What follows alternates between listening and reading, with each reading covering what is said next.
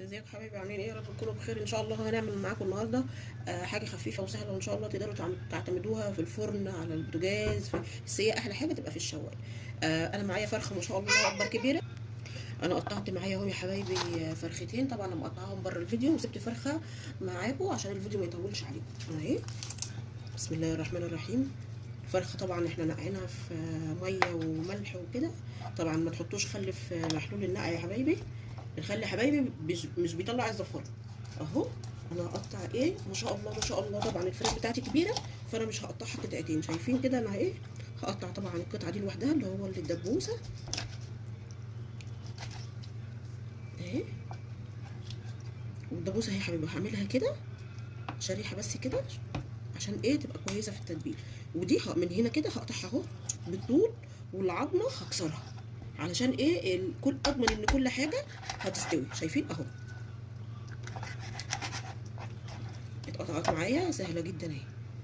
هجرب معاكم الورك التاني عشان ما شاء الله يعني كبير اهو. قطعنا هنا الدبوسه لوحدها اهو. وهنقطع ايه شريحه، هنشرحها كده عشان التتبيله تدخل فيها ايه كلها اهو. وهاجي من هنا كده اهو ماسكه ده اهو بالعكس كده، وهروح قطعه من هنا كده، وعند العظمه هروح عامله كده اهي كده. ايه قطعت الوركين معاكم. ولو الدهون طلعت كده مش مشكله، ايه نستغنى عنها، مش ما فيش مشكله. الصدور اهي اقطعها ايه من هنا كده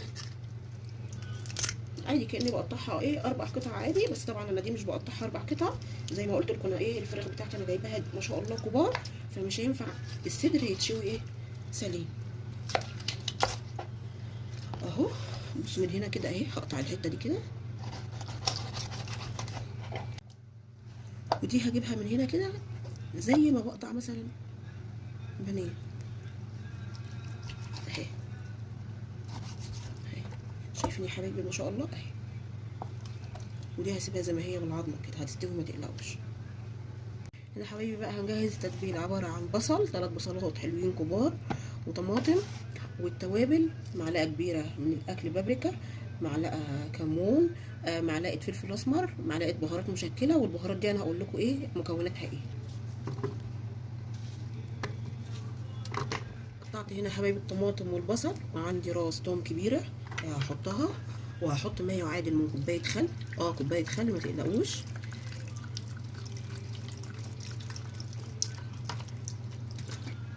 وهحط التوابل بتاعتي كلها،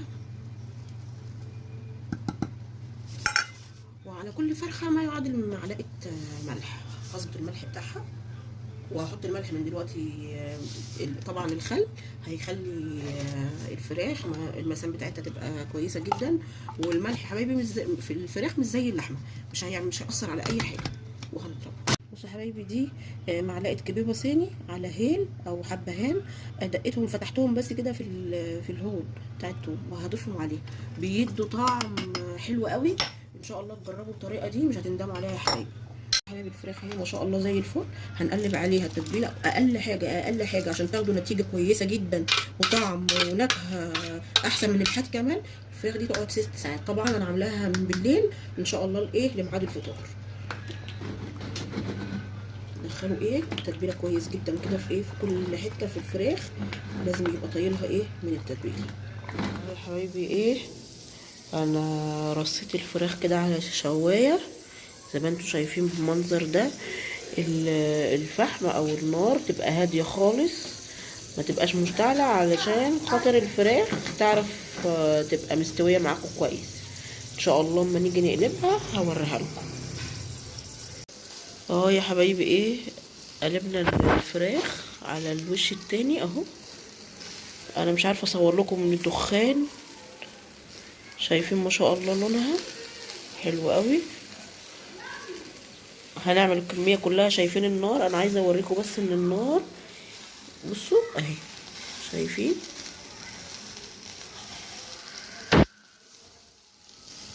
ان شاء الله اخلص كده يا حبايبي. هنا هنعمل شوينا الفراخ. هنعمل هنا مع جنبها شويه رز بالخلطه يستاهلوا ان شاء الله بقى. وعملنا هنا بصله، وهنحط حبهان قرنفل، عود قرفة.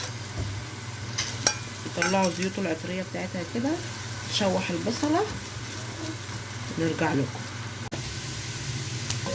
عملت البصلة يا حبايبي. عندي ايه، جزر وبسلة وبطاطس هحطهم.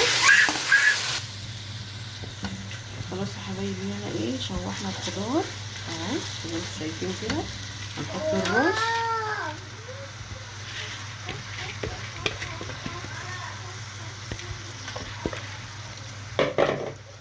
نحط معلقة بهارات مشكلة،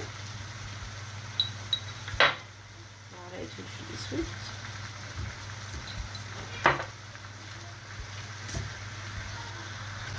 هنحط مكعبين مرق الدجاج ونظبط الملح بتاعها.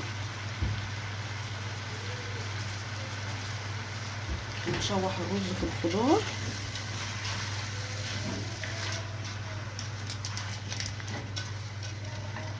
برضو لازم الرز ياخد تشويحة عشان ايه، يطلع ما شاء الله معاكم مفلفل وحلو.